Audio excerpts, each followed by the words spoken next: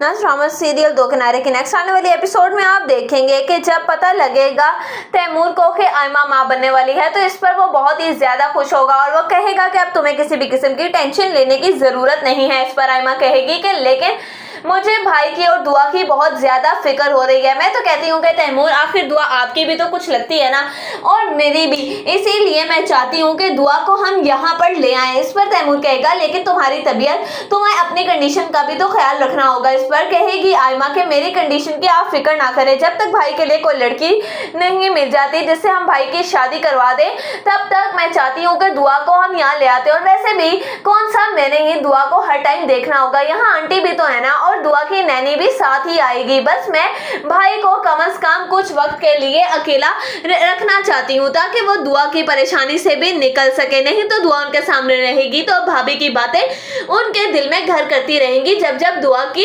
तबीयत खराब होगी। मैं चाहती हूँ कि भाई बस किसी तरीके से इस सारे सिचुएशन से बाहर निकलाए और दूसरी शादी के लिए मान जाए ताकि दुआ को भी माँ मिल जाएगी और भाई को अपना लाइफ पार्टनर, भाई की भी बाकी जिंदगी सुकून से गुजरेगी। जब ये सारी की सारी बातें तैमूर जाकर अपनी माँ को बताएगा तो इस पर उसकी माँ कहेगी कि वाह आयमा ने तो एक बहुत ही अच्छा फैसला किया है, लेकिन आयमा बेटा तुम्हें साथ साथ अपनी तबीयत का भी ख्याल रखना होगा। इस पर आयमा कहेगी कि आप बिल्कुल बेफिक्र हो जाए। जब वो जाएगी ये अपने भाई से बात करने के लिए तो इस पर वलीद कहेगा कि नहीं आयमा तुम अपने घर को देखो, मैं दुआ को अच्छे तरीके से संभाल लूंगा क्योंकि मैं दुआ को अपने से अलग नहीं कर सकता। इस पर कहेगी आयमा कि सिर्फ कुछ रोज की ही तो बात है भाई, मुझे ले जाने दीजिए आयमा को अपने साथ।